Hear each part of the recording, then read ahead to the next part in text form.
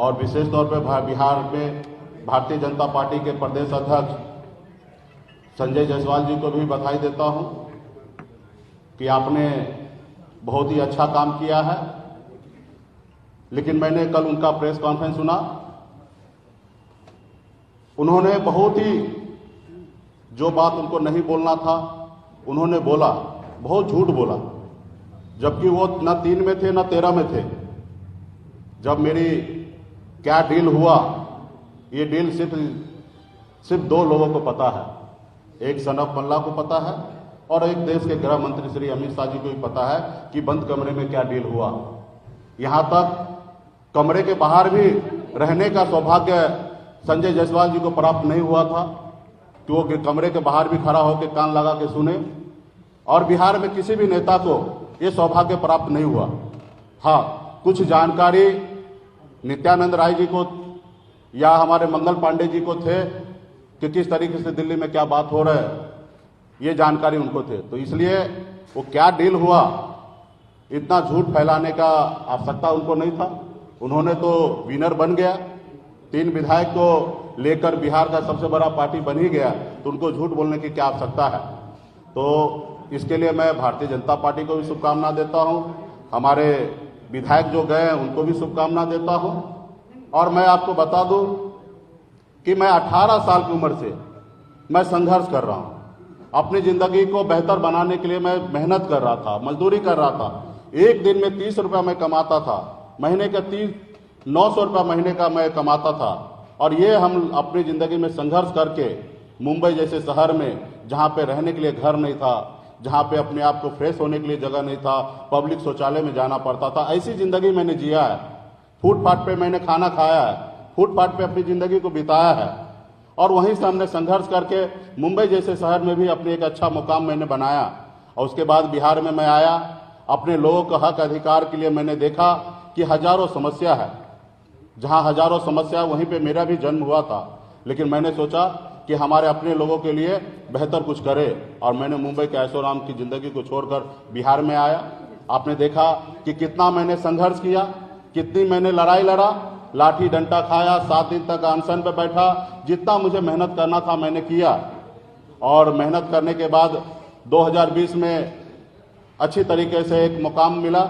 माननीय मुख्यमंत्री नीतीश कुमार जी के नेतृत्व में बिहार में काम करने का मौका मिला, और लोगों को ये हजम नहीं हुआ।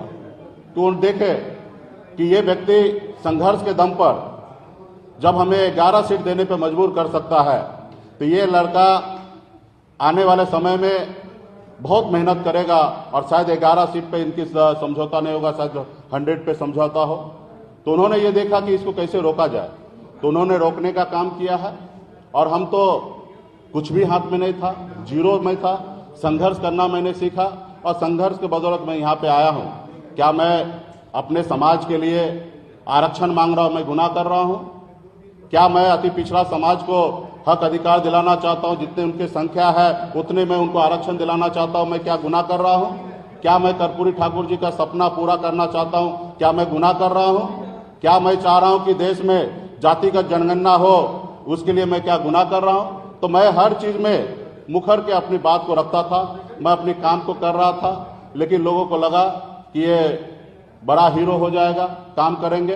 कल ही हमने बेतिया में करबरा सरैया मन है 348 एकड़ का, जो 20 साल से विभाग प्रयास कर रहा था कि ये विभाग में ट्रांसफर हो जाए, लेकिन मैंने कल ही कैबिनेट से पास कराया और विभाग में हमने ट्रांसफर किया।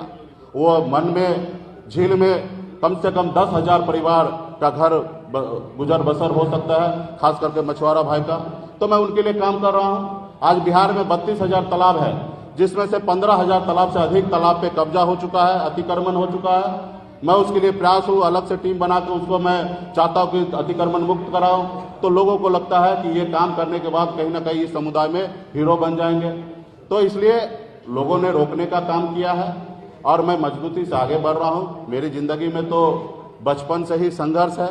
जो आज हुआ है, ऐसी बात नहीं था कि मुझे अंदाजा नहीं था, मुझे सब पता था कि मैं जो लड़ाई लड़ रहा हूँ उसमें कुछ भी हो सकता है।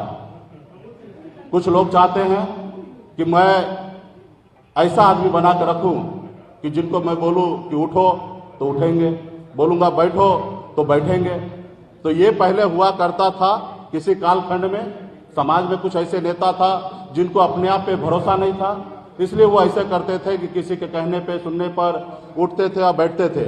लेकिन आज मुझे भरोसा है कि बिहार ही नहीं, देश में लाखों करोड़ों निषाद का बेटा, पिछड़ा का बेटा, दलित का बेटा आज सनब मल्ला को जानने लगा। अब मैं भी इसलिए मैं कहता हूं गर्व से कि मैं सनब मल्ला हूं, पूरे देश में निषाद का बेटा हूं, उनके हक अधिकार के लिए लड़ाई लड़ता रहूंगा। आखिरी सांस तक मैं अपने लोगों के लिए लड़ाई लड़ते रहूंगा।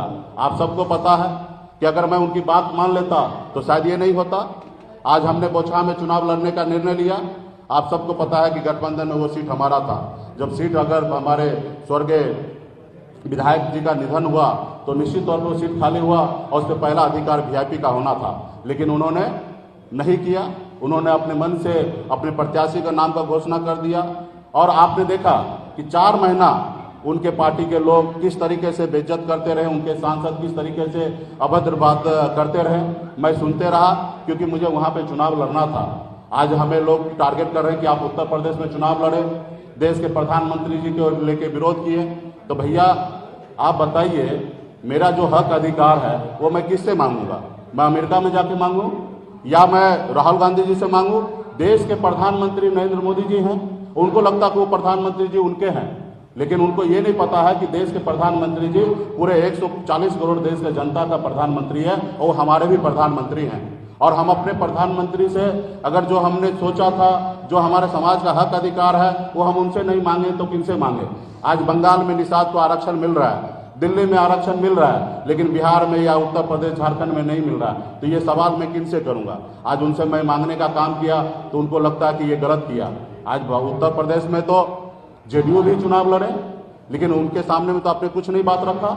लेकिन मुकेश सहनी को आपने टारगेट किया, मुकेश सहनी को आपने कमजोर करने का कोशिश किया है। तो खैर, आपका जो निर्णय था आपने लिया है। अभी हमें बिहार में बिहार के जनता के लिए, लोगों के लिए काम करने का मौका मिला है। मैं काम करते रहूंगा और आगे बढ़ते रहूंगा। जब तक मेरे शरीर में सांस रहेगा तब तक मैं अपने समाज के हक अधिकार के लिए, अति पिछड़ा के लिए लड़ाई लड़ते रहूंगा। किसी के सामने में कभी नहीं झुकूंगा, चाहे दुनिया का कोई भी ताकत क्यों ना हो। हाँ, कंधे से कंधे मिला के चल सकता हूँ। अगर 4 बात अगर आपका मानता हूँ तो 4 बात आपको हमारा भी मानना पड़ेगा। अगर आप अगर कहेंगे कि मैं शहंशाह हूँ तो मैं इस दुनिया में, इस धरती पर किसी को शहंशाह मानने के लिए तैयार नहीं हूँ कि आप चाहे वो जो कर सकते हैं, आप स्वतंत्र हैं वो सब चीज़ करने के लिए। तो इसलिए आज जो हुआ है ये कोई बड़ा घटना नहीं है, ये सामान्य घटना है। ये संसार में हमेशा होते रहा। जब गरीब, पिछड़ा, दलित का बेटा आगे बढ़ने का काम किया, आगे अपने लोगों को आगे बढ़ाने का काम किया, तो उनके साथ हमेशा ऐसे होते रहा।